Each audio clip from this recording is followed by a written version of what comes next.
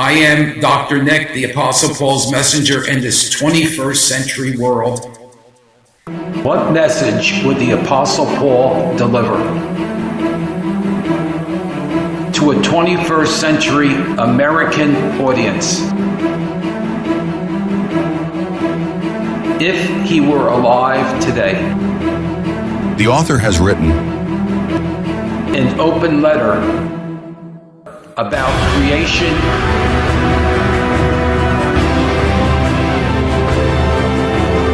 and life.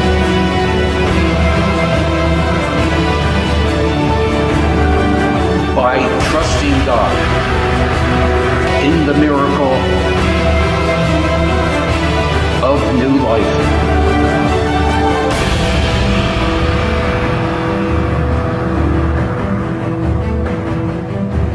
Greetings, this is Dr. Nick, and this is episode 9, which is the third episode in a 3-part series on the abortion pills. We're going to start off with using some technical terms only just to make that known, but then after a while I'm just going to say abortion pills. The first pill I like to talk about is Mifepristone.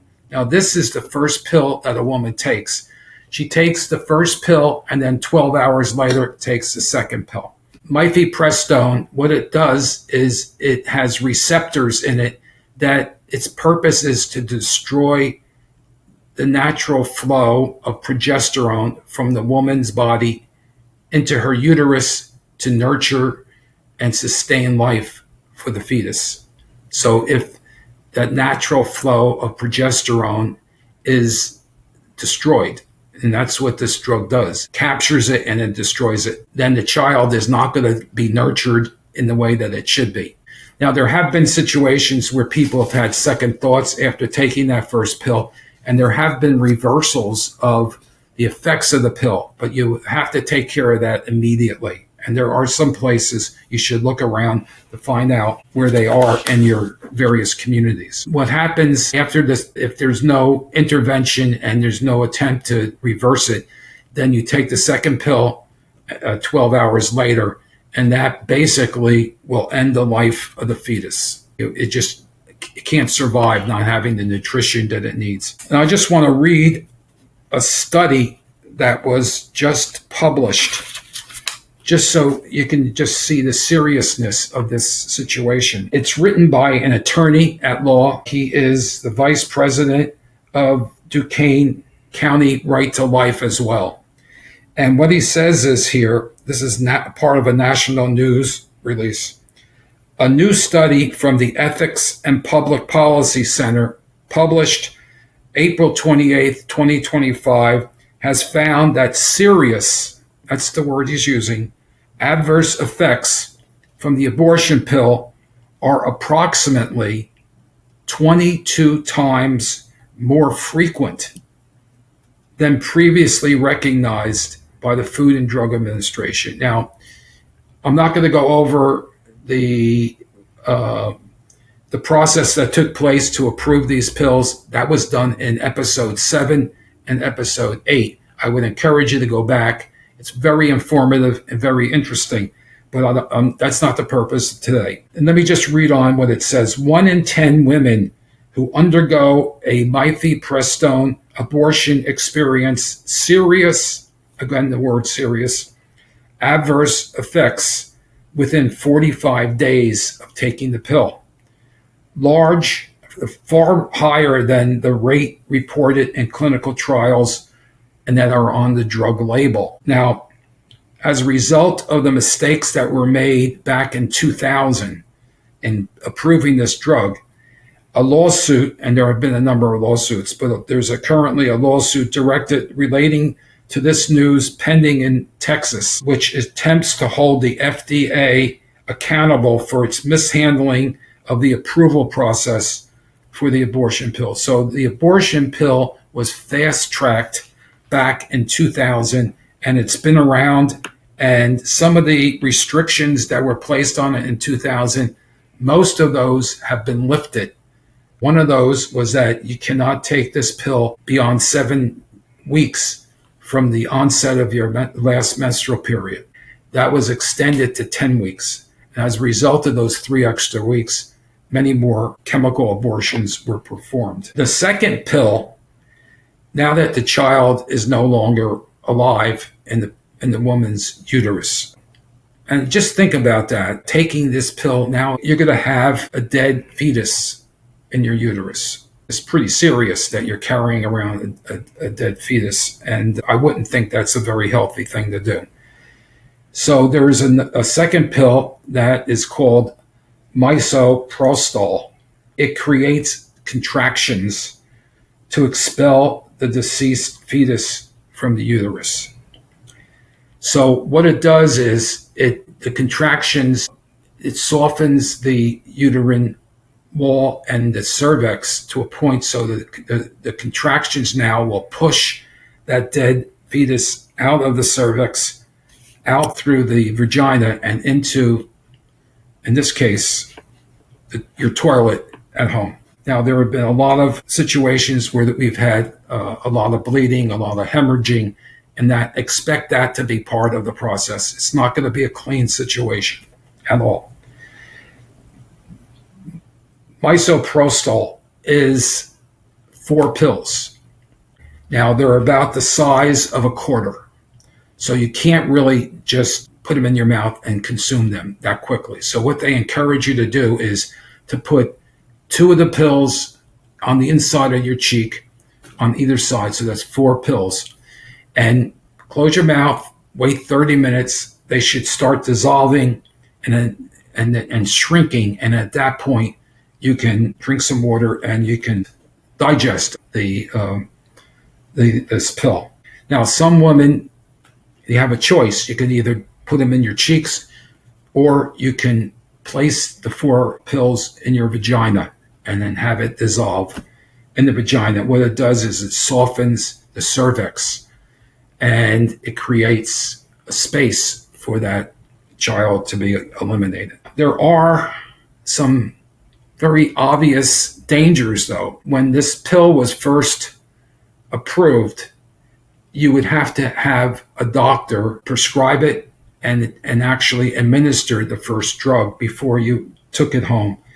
All of those things have been changed and all of those have been lifted. At this point, you can order the pill, or you can go to CVX or Walgreens. In some states that allow abortions more freely, they sell these drugs in those pharmacies. So you can just go and maybe, if you wanted to see your doctor and have them prescribe the drug, you could do that, or I think you can just buy it on your own. The danger there, though, is now you're going to go home and there's not going to be a doctor around. There's not going to be a nurse around. There's not going to be, the pharmacist won't be around. Now, you can always call your doctor. You could always call an emergency room. You could always call a urgent center and ask some questions if you're having a problem or if things aren't going the way you think they should be going. You could do that. But it's not a clean situation because many people won't do that.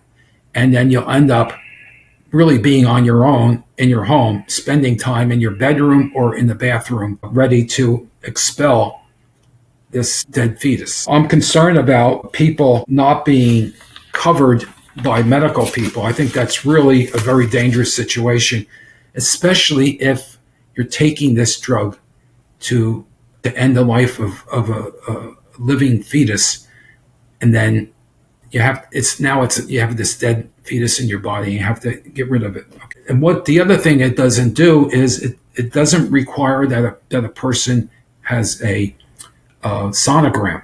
So you can just go and buy the pills and then go home and read the instructions and then, do what you have to do. But without the sonogram, you're eliminating a couple of very necessary things that you should know about your body, because that pregnancy, if you've taken a pregnancy test, it'll say you're pregnant, but your pregnancy might be what they call ectopic pregnancy. And ectopic pregnancy is when the fertilized egg does not make its way into the uterus. And it more than likely will get stuck within the fallopian tube, and that is extremely dangerous. You're really taking a chance, and I'm going to mention some of this when I give some statistics as to how many situations like this have happened. All right, so my suggestion is that if you're going to do this at home, I'm not encouraging it at all, but you have to be safe. I would go and get a sonogram. I would see your doctor. I would see your gynecologist. Find out what your situation is. Don't put your life in jeopardy, because then you're allowing yourself to die as well as the child itself. Okay, so let me just run through some things here, some warning signs. Women have reported heavy bleeding to such an extent that soaks through 2 thick, full-size sanitary pads per hour for at least 2 hours or more. That's a lot of heavy bleeding. Persistent stomach pain and discomfort. Expect that that's going to happen. Your body is going to get very weak and frail. You're going to be nauseated. You're going to, some people reporting vomiting, a lot of vomiting or diarrhea with or without a fever. Now, if you have a fever of over 100.4 for more than 4 hours straight, that would be a sign that there's an infection. Something went wrong, and you really need some kind of a intervention, medical intervention at that point. What I'd like to do as well is to give some statistics on some of the dangers that have happened. These are statistics that have been reported to the CDC.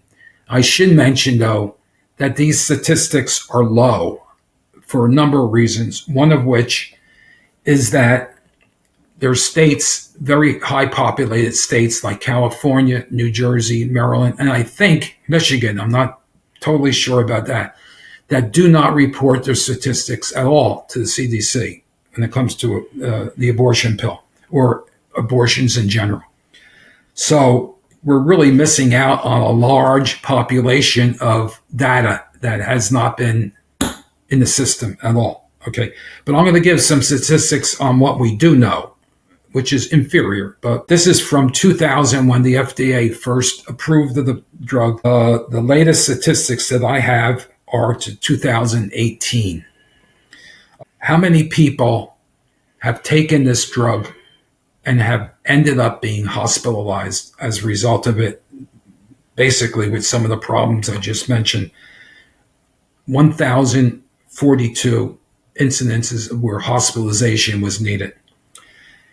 Situations where there was blood loss to a point where it required transfusions. There was a lot of blood loss, and that has been a problem with these drugs for a while.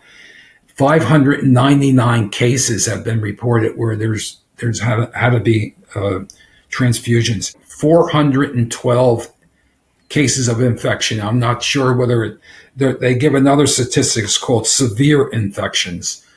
So now I would think the severe infections are caused, let me tell you typically what causes a severe infection. There's been 69 of these reported.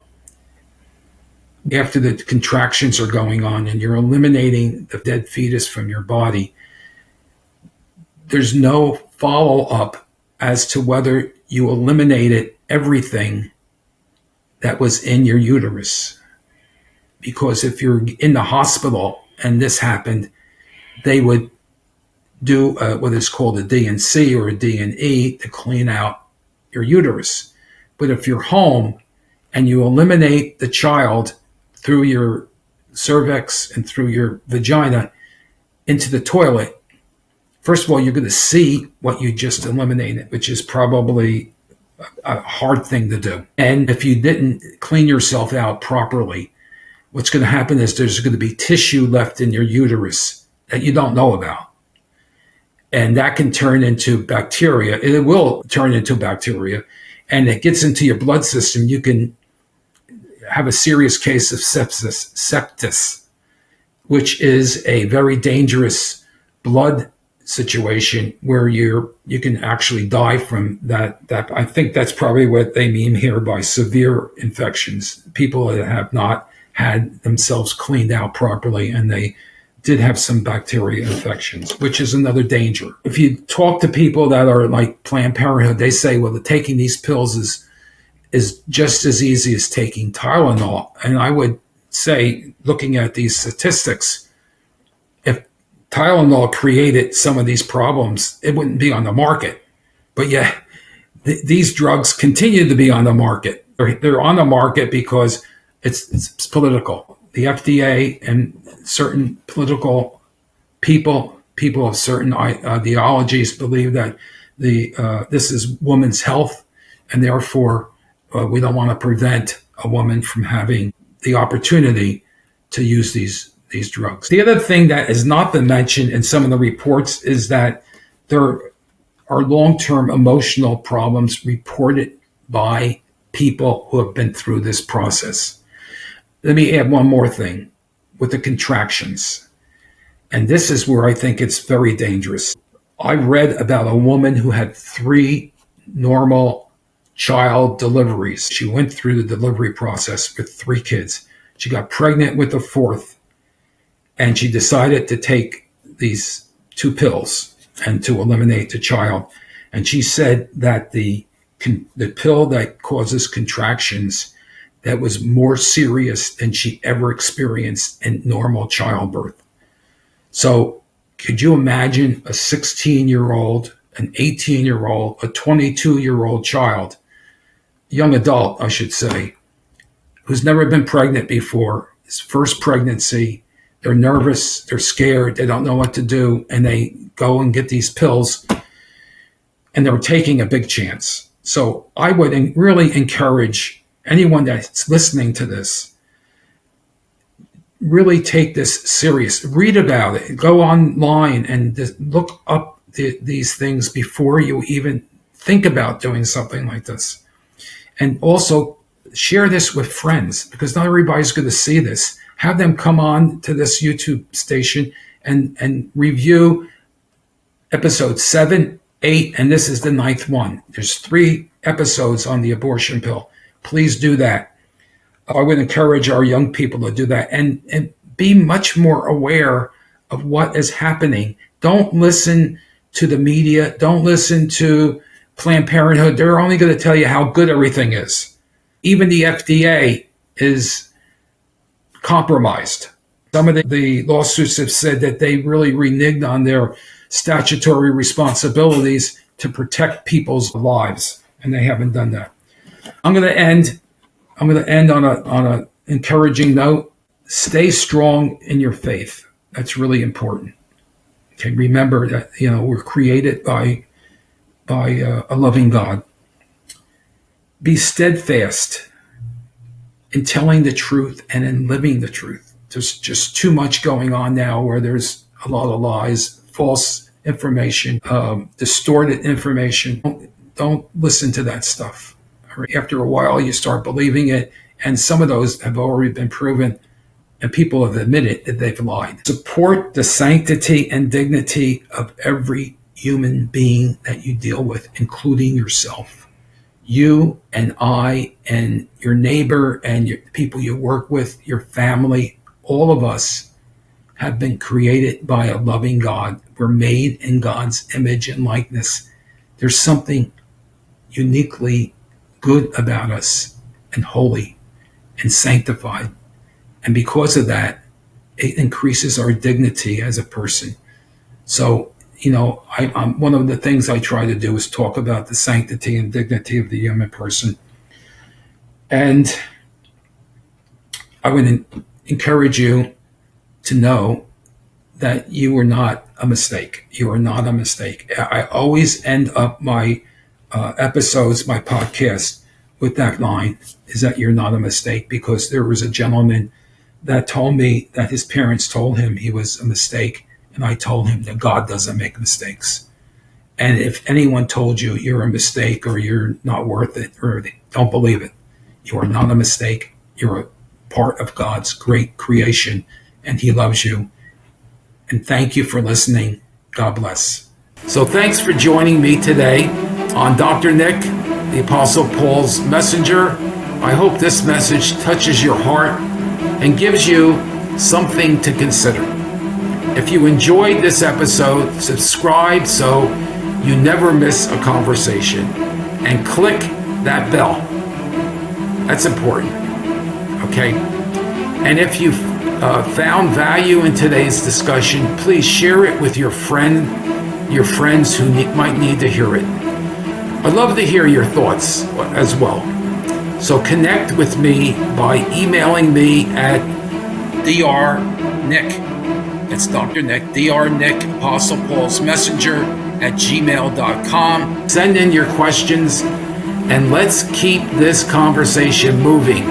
Until next time, stay strong in the faith, stand firm in the truth, and remember, you are never alone on this journey. God bless.